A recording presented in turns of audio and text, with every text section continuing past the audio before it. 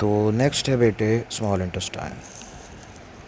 तो small intestine को main site of digestion इसलिए कहा जाता है कि फूड के अंदर जितने मेजर टाइप्स ऑफ न्यूट्रिएंट्स होते हैं, यानी कि कार्बोहाइड्रेट्स, लिपिड्स और प्रोटीन्स, तो वो सारे के सारे यहाँ पे आके कम्प्लीटली डाइजेस्ट भी हो जाते हैं और कम्प्लीटली एब्जॉर्ब भी हो जाते हैं। तो इंसान की जो स्मॉल इंटेस्टाइन है, इसका जो डायामीटर है ये 4 सेंटीमीटर होता है और इसकी जो लंबाई है ये 7 से लेके 8 मीटर होती है, यानी कि 25-26 फुट लंबी होती है। तो इंसान चूँकि ओमनीवोरस है, इसलिए इंसान की इंटेस्टाइन की जो लेंथ होती है ये कार्निवोरस एनिमल्स की निस्बत लंबी और हर्बीवोरस एनिमल्स की निस्बत छोटी होती है, यानी कि उन दोनों के दरमियान में आती है।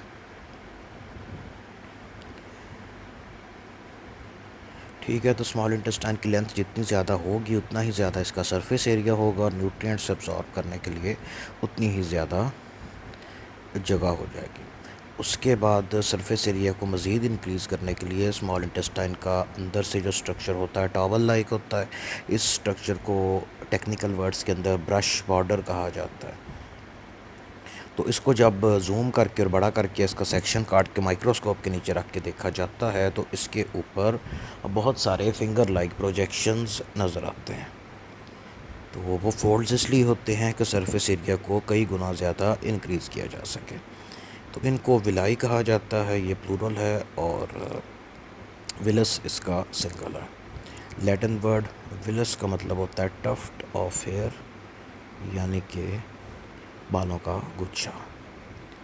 तो ये उत्तर ऊपर स्मॉल इंटेस्टाइन का स्ट्रक्चर है, अंदर से इस तरह की होती है। और इसको जूम करके देखें तो इसके ऊपर ये फिंगर लाइक प्रोजेक्शंस होते हैं जिनको विलाई कहा जाता है। बाकी स्मॉल इंटेस्टाइन के ये नीचे स्ट्रक्चर दिखाया गया, इसमें भी वैसे लॉन्गिट्यूडनल मसल्स होते हैं, circular muscles, serous layer, muscular layer, submucosa layer, सारे के सारे वही होते हैं। ठीक है, ये इसकी रियल वाली पिक्चर है जिस तरह का सेक्शन काट के माइक्रोस्कोप पे नज़र आती है। ये ब्लैक कलर का ऊपर एरो लगा के बताया गया कि ये एक इस तरह का होता है।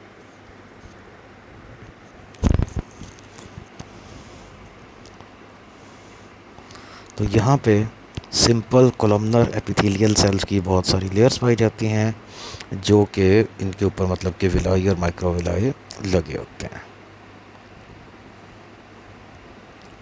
तो ये अगर इनको मतलब कि इतने ज़्यादा फोल्ड होते हैं कि अगर इनको सीधा करके रखा जाए तो स्मॉल इंटेस्टाइन का सरफेस एरिया 300 स्क्वायर मीटर यानी कि एक टेनिस कोर्ट के बराबर हो जाता है। सेम यही रेफरेंस इंसान के लंग्स के लिए भी है। याद रखिएगा कि इंसान के लंग्स के अंदर जो छोटी छोटी थैलियाँ जिनको एल्वियोलाई कहा जाता है, उन सब को भी अगर खोल के बराबर बराबर रखा जाए तो वो भी एक टेनिस कोर्ट की जितनी जगह घेर लेती हैं।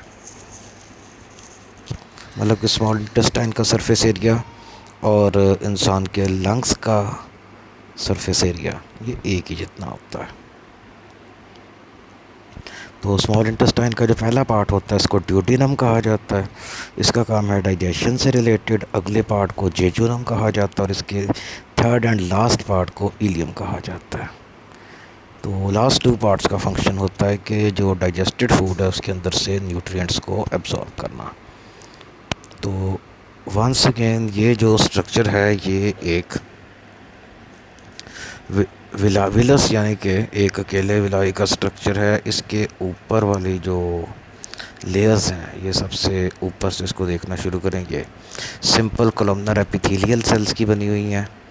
उसके अंदर देखें तो हर विलस के अंदर कैपिलरीज़ का एक नेटवर्क है जो रेड और ब्लू कलर का है। इसका काम है कि फूड के अंदर मौजूद अमाइनो एसिड्स और कार्बोहाइड्रेट से जो भी चीज़ें आ रही हैं इनको एब्जॉर्ब करना। ये जो दरमियान में एक वाइट से कलर की ट्यूब नज़र आ रही है, इस ट्यूब को कहा जाता है लैक्टियल। ये पार्ट होता है इंसान के लिम्फेटिक सिस्टम का। इसका काम होता है फ़ैट के ड्रॉपलेट्स यानी कि फूड में जो चिकनाई है उसको एब्जॉर्ब करना। और इसको लिम्फेटिक सिस्टम के साथ एडिपोज टिश्यू तक पहुंचा देना। तो ड्यूटेनम के अंदर बहुत सारे डाइजेस्टिव एंजाइम्स होते हैं और ये इंटेस्टाइन की जो म्यूकोसा लेयर है वो सेक्रेट करती है। पैंक्रियाज भी अपने दूसरे एंजाइम सेक्रेट करता है, वो एक ट्यूब जिनको पैंक्रियाटिक डक्ट कहा जाता है, उसके ज़रिए स्मॉल इंटेस्टाइन के अंदर आ जाते हैं। तो ड्यूटेनम वाले हिस्से के अंदर कार्बोहाइड्रेट्स और प्रोटीन्स इन दोनों की डाइजेशन कंप्लीट हो जाती है और मोस्टली जो लिपिड्स होते हैं अगर वो सॉलिड फैट्स हैं तो वो भी यहाँ तक डाइजेस्ट हो जाते हैं। तो जेजुनम और इलियम का काम होता है कि डाइजेशन की एंड प्रोडक्ट्स जो कि amino acid, simple sugar, fatty acid, glycerols और अगर इन्होंने न्यूक्लियोटाइड उसको तोड़ा है तो न्यूक्लियोटाइड और वाटर की फॉर्म में उसको एब्जॉर्ब कर लेना। तो ये जो सारी की सारी एब्जॉर्प्शन होती है ये अगेंस्ट द कंसंट्रेशन ग्रेडियंट होती है, इसलिए इसमें एक्टिव ट्रांसपोर्ट इस्तेमाल होता है। दूसरे लफ्ज़ों में आप ये कह सकते हैं कि स्मॉल इंटेस्टाइन में फ़ूड एब्जॉर्ब होने के लिए भी हमारी अपनी अच्छी खासी एनर्जी एटीपी की फॉर्म के अंदर खर्च हो जाती है। ठीक, तो शुगर और अमाइनो एसिड जो हैं ये कैपिलरी नेटवर्क के अंदर चले जाते हैं। जो फैटी एसिड्स हैं ये ग्लिसरॉल से दोबारा मिलकर ट्राईग्लिसराइड बनाते हैं। ट्राईग्लिसराइड्स के साथ प्रोटीन्स अटैच्ड हो जाते हैं, एक छोटे छोटे ड्रॉपलेट्स बनते हैं जो कि एक तरह के कॉन्जुगेटेड मॉलिक्यूल्स होते हैं, इनको काइलोमाइक्रोन्स कहा जाता है।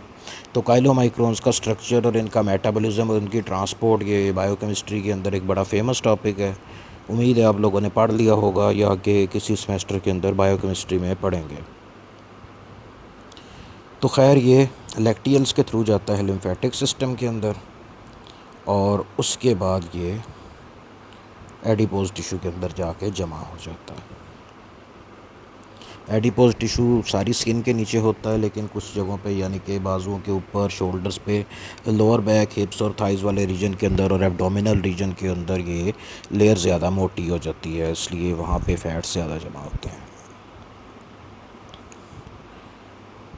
तो ऑर्गेनिक मॉलिक्यूल्स एब्जॉर्ब करने के अलावा स्मॉल इंटेस्टाइन वाटर और फूड के अंदर जो मिनरल आइंस वगैरह हैं उनको एब्जॉर्ब कर लेती है। तो स्मॉल इंटेस्टाइन के अंदर इंसान के अंदर, एक एडल्ट ह्यूमन बीइंग के अंदर डेली 9 लीटर वाटर एब्जॉर्ब करने की कैपेसिटी होती है। अगर कोई फूड में पानी फिर भी बच जाए तो फिर बाकी का पानी अगली पार्ट यानी कि स्मॉल इंटेस्टाइन के बाद में जो लार्ज इंटेस्टाइन आती है वो एब्जॉर्ब कर लेती है। तो लार्ज इंटेस्टाइन के अंदर कोई सर्कुलर फोल्ड, विलाई या माइक्रोविलाई वगैरह नहीं होते। इसका सरफेस एरिया बहुत ज़्यादा कम होता है, इसका डायामीटर तो ज़्यादा होता है लेकिन सरफेस एरिया इसका कम होता है। तो जहाँ पे स्मॉल इंटेस्टाइन और लार्ज इंटेस्टाइन आपस में मिलते हैं वहाँ पे एक बंद सिरे वाला छोटा सा एक फिंगर के साइज़ का सैक लाइक स्ट्रक्चर होता है, उसको सीकम कहते हैं या ब्लाइंड गट। इंसान के अंदर इसको अपेंडिक्स कहा जाता है।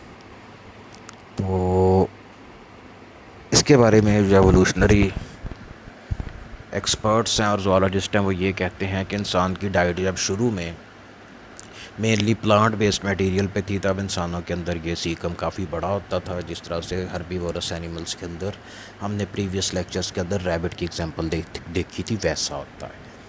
तो बाद में इंसान की डाइट में जैसे जैसे गोश्त एंटर होता गया और प्लांट मटेरियल कम होता गया, इसका फंक्शन भी आहिस्ता आहिस्ता रिड्यूस होता गया और इसका साइज़ भी छोटा होता गया, क्योंकि अब ज़रूरत नहीं थी सेलुलेज वगैरह बनाने की और उससे प्लांट मटेरियल से एनर्जी लेने की।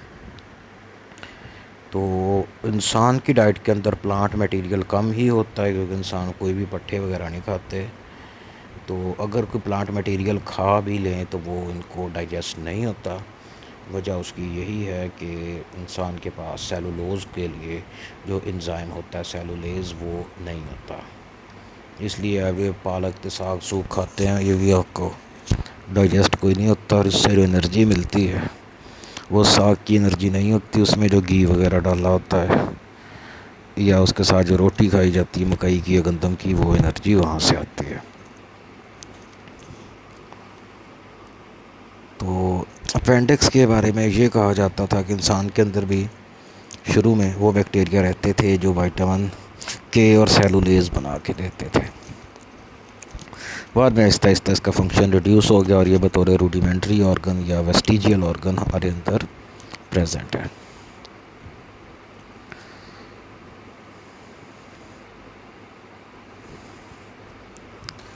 तो लार्ज इंटेस्टाइन के मेजर फंक्शंस के अंदर ये है कि वाटर और मिनरल्स को रीअब्ज़ॉर्ब कर लेना, और फूड के अंदर कोई काम की चीज़ अगर रह गई है तो उसको भी अब्ज़ॉर्ब कर लेना। मेनली यहाँ तक आते हुए वाटर, मिनरल्स और वाइटामिन्स वगैरह बचते हैं जो कि यहाँ पे अब्ज़ॉर्ब हो जाते हैं। तो जैसे जैसे फूड आगे गुजरती जाती है तो मिनरल्स वगैरह लार्ज इंटेस्टाइन में अब्ज़ॉर्ब होते हैं, वहाँ से आगे ब्लड के अंदर चले जाते हैं। तो जितना भी वाटर है ये ऑस्मोटिकली यानी कि अपने कंसंट्रेशन ग्रेडियंट के मुताबिक बहता है, उसके बाद ये वाटर आता है, मतलब कि वहाँ से अब्जॉर्ब होकर लिम्फेटिक सिस्टम से ब्लड स्ट्रीम के अंदर। और अगर ये वाटर ब्लड की जो नॉर्मल कंसिस्टेंसी है उसको पतला कर देता है, मतलब इसका ये होगा कि ये वाटर एक्स्ट्रा है। तो फिर जब ब्लड किडनीज़ के अंदर से गुजरता है तो फिर एक्स्ट्रा वाटर को वहाँ से फ़िल्टर करके निकाल दिया जाता है। तो लार्ज इंटेस्टाइन में अगर प्रॉपर वाटर एब्जॉर्प्शन ना हो तो सीरियस मेडिकल कंडीशंस आती हैं। तो इसमें से पहली कंडीशन जिसके अंदर इस लार्ज इंटेस्टाइन में पानी बिल्कुल ही एब्जॉर्ब ना हो, जितना फूड के अंदर है जितना पिया वो वैसे का वैसे ही अंदर से गुजर जाए, इस कंडीशन को कहते हैं डायरिया। पानी एब्जॉर्ब होने की ना होने की वजह यह है कि पानी के अंदर बहुत ज़्यादा बैक्टीरिया मौजूद होते हैं जिनकी वजह से वो हैज़े की बीमारी होती है। इसलिए वो बैक्टीरिया पानी में टॉक्सिन भी पैदा करते हैं और लार्ज इंटेस्टाइन उस पानी को अब्जॉर्ब नहीं करती, ताकि वो टॉक्सिन अगर ब्लड स्ट्रीम में गए तो मज़ीद तबीयत ख़राब होगी। तो इस कंडीशन को डायरिया कहते हैं। इसकी अपोजिट कंडीशन है कि अगर लार्ज इंटेस्टाइन में बहुत ज़्यादा पानी एब्जॉर्ब हो जाए और जो फीकल मटेरियल है बहुत ज़्यादा थिक और ड्राई हो जाए तो इस कंडीशन को कहते हैं कॉन्स्टिपेशन। उसके बाद इंसान की लार्ज इंटेस्टाइन के अंदर बहुत सारे बैक्टीरिया और फंजाई सिम्बियोट्स के तौर पे रहते हैं। इनका काम ये होता है कि जो बची खुची फूड है उसके ऊपर फीड करना और इसमें मौजूद जो ऑर्गेनिक मॉलिक्यूल्स हैं उनको तोड़ के उससे एनर्जी बनाना। बदले के अंदर ये अमीनो एसिड्स और विटामिन के बना के देते हैं जो कि लार्ज इंटेस्टाइन के अंदर एब्जॉर्ब हो जाते हैं। बाकी जो पीछे मटेरियल बचा जिनको फीसेस कहा जाता है, इसके अंदर ज़िंदा और मरे हुए bacteria, fungus, undigested plant fibres, intestine की जो अंदर वाली लेयर्स टाइम के साथ साथ उतरती रहती हैं उसके पीसेस, और बाकी वेस्ट प्रोडक्ट्स यानी कि जो फूड के अंदर तो मौजूद थे लेकिन न्यूट्रिएंट्स के अलावा थे वो होते हैं। फिर आता है रोल ऑफ पेंक्रियाज। तो ग्रीक वर्ड ग्रीक पैन का मतलब है ऑल, क्रियास का मतलब होता है फ्लैश यानी कि गोश्त। ये स्टमक की निचली साइड पर थोड़ा सा करके पाया जाने वाला एक ऑर्गन। इसके फंक्शन एंडोक्राइन भी है और एक्सोक्राइन भी है। एक्सोक्राइन सेल्स का काम है डाइजेस्टिव एंजाइम रिलीज़ करना, वो उनको पैंक्रियाटिक जूस के फॉर्म में पैंक्रियाटिक डक्ट के ज़रिए स्मॉल इंटेस्टाइन में डाल दिया जाता है। और दूसरा ये इंसुलिन और ग्लूकागॉन वगैरह बनाता है। तो पैंक्रियाटिक एंजाइम्स का काम ये होता है कि कार्बोहाइड्रेट और प्रोटीन की डाइजेशन को कंप्लीट कर देना, और इसके साथ जो बाइल आ रहा है लिवर से उसका काम ये होता है कि लिपिड्स की डाइजेशन यानी कि एमल्सिफिकेशन को स्टार्ट कर देना। इसके एंजाइम्स के अंदर होते हैं ट्रिप्सिन, कार्बोक्सी पेप्टाइडेज और काइमोट्रिप्सिन। ये तीनों प्रोटीन के ऊपर वर्क करने वाले एंजाइम हैं और प्रोटीन को छोटे साइज़ की चेन्स यानी कि पेप्टाइड्स के अंदर, और पेप्टाइड से डाई पेप्टाइड यानी कि दो दो तीन तीन अमीनो एसिड डाई पेप्टाइड और ट्राई पेप्टाइड के ग्रुप के अंदर, और उसके बाद फर्दर उसको सिंगल अमीनो एसिड के अंदर तोड़ देते हैं। दूसरा यहाँ पे एक एंजाइम होता है उसको पैंक्रियाटिक लाइपेज कहा जाता है, लिपिड्स के ऊपर वर्क करने वाला एंजाइम है। इसका काम है कि ट्राइग्लिसराइड्स को मज़ीद छोटे पार्टिकल यानी कि फैटी एसिड और ग्लिसरॉल के अंदर बदल देता है। तो पैंक्रियाटिक अमाइलेज का काम है कि पॉलीसेक्राइड्स को डाइसेक्राइड्स के अंदर और डाइसेक्राइड्स को फिर फर्दर मोनोसेक्राइड्स के अंदर बदलना। जितना इसका साइज़ छोटा होता जाएगा मॉलिक्यूलर साइज़, उतना ही इसको स्मॉल इंटेस्टाइन के कैपिलरीज वाले बॉर्डर से क्रॉस करने में आसानी होगी। तो नेक्स्ट टेबल है, इसके अंदर मेजर ग्लैंड्स हैं, उनकी सेक्रीशंस हैं और उसके एंजाइम्स हैं। अभी हम देखते हैं पेंक्रियाज का काम ये है कि एक तो ये बाइकार्बोनेट आयन सेक्रीट करता है जो कि स्टमक से आने वाली फूड जिसकी पीएच एसिडिक हो चुकी होती है उसको दोबारा से न्यूट्रलाइज और फिर बेसिक करने का काम करता है। तो ये फूड की पीएच को 2 से ऊपर करके 7 पे पहुंचा देता है।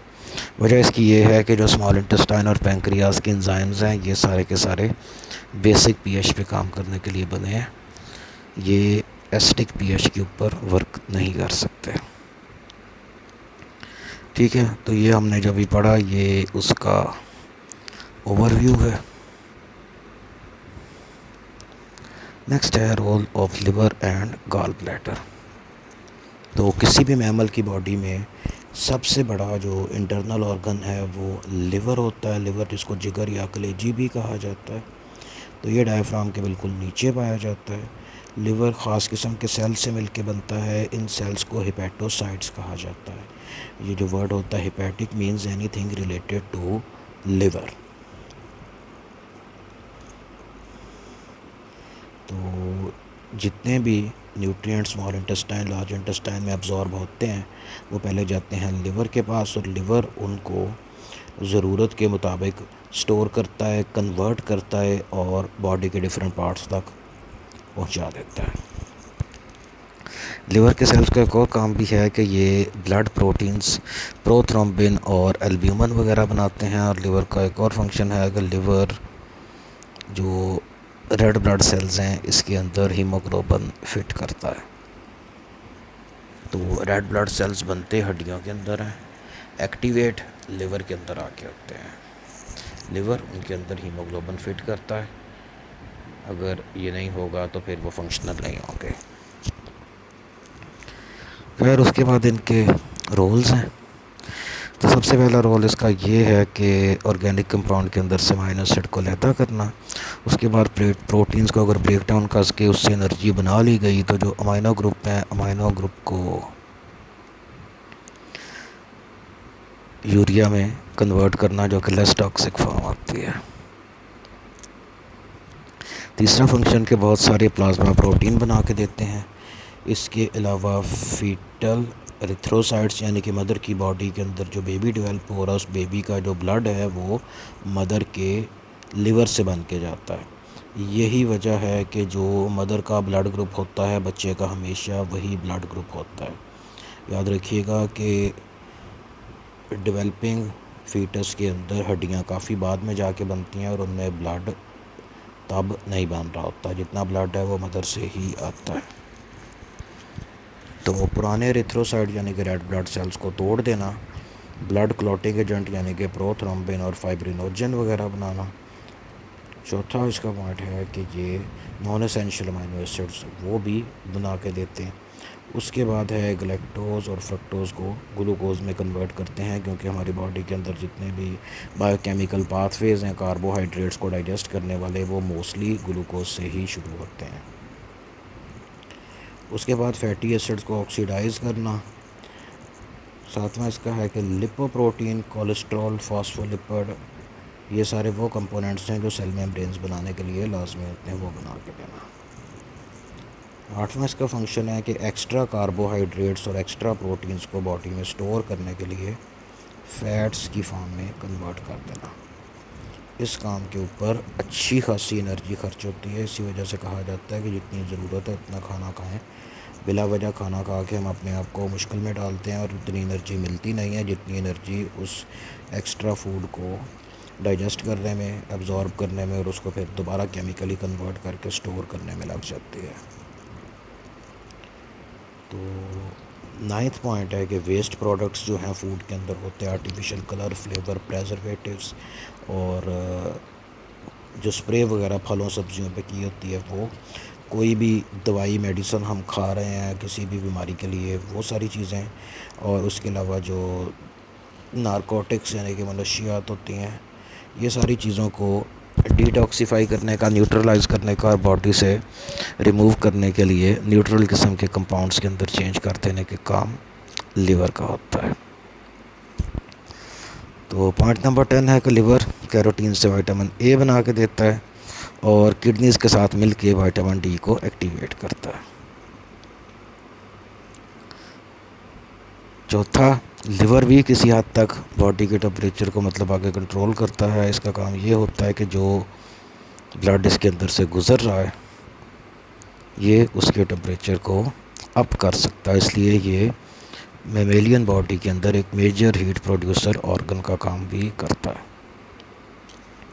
12 नंबर पॉइंट है कि लिवर बाइल साल्ट्स बना के देता है जो कि फिर स्मॉल इंटेस्टाइन के अंदर जाके emulsification of fats, cholesterol, phospholipid, lipoprotein वगैरह करता है, लेकिन लिपिड्स को छोटे छोटे ड्रॉपलेट्स के अंदर तोड़ देता है।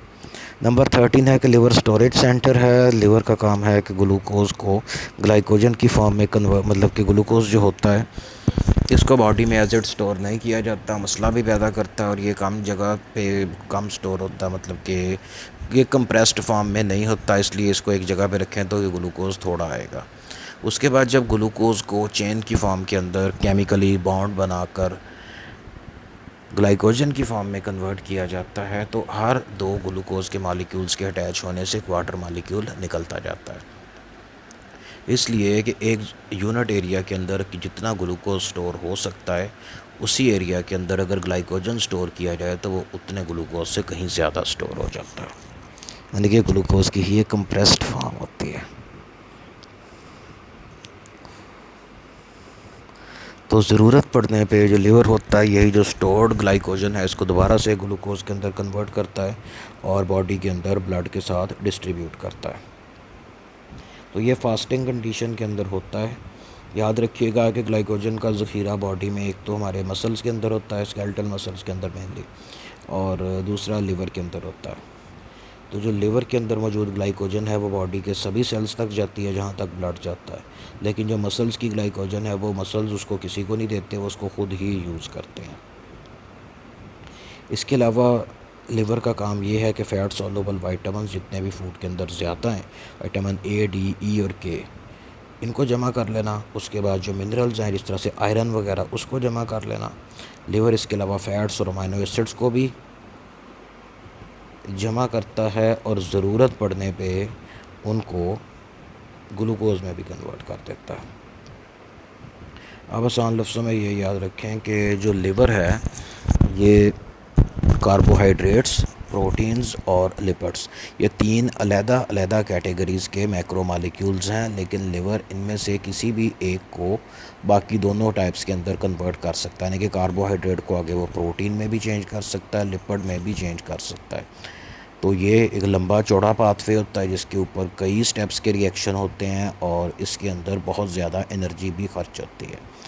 इसीलिए कहा जाता है कि एक बैलेंस डाइट रखी जाए जिसके अंदर कार्बोहाइड्रेट्स भी हों, लिपिड्स भी हों और प्रोटीन्स भी हों।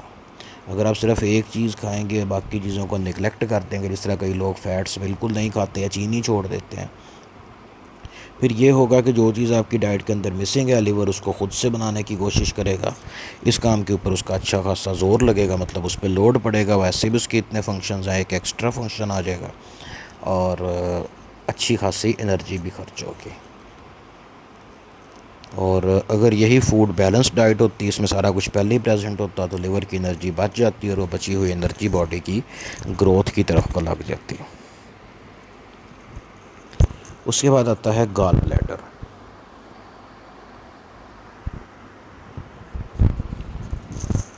तो गॉल ब्लैडर को पित्ता कहते हैं, पित्ते की पथरियाँ मशहूर हैं।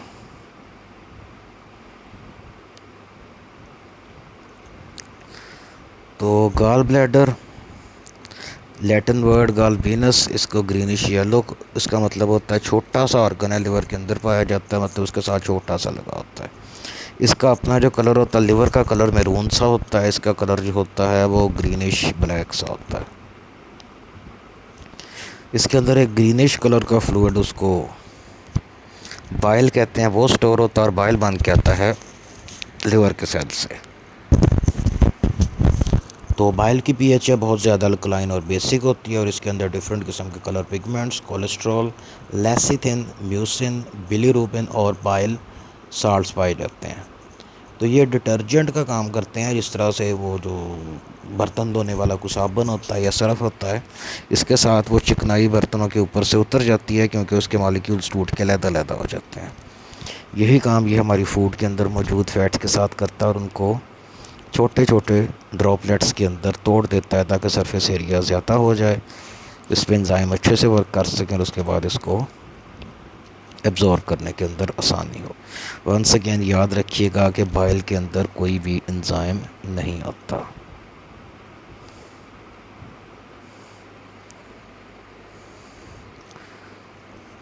तो ये जो हमने सेक्शन पढ़ा ये इसका सारा रिव्यू था और ये पुत्र आप लोगों का चैप्टर कंप्लीट हो गया।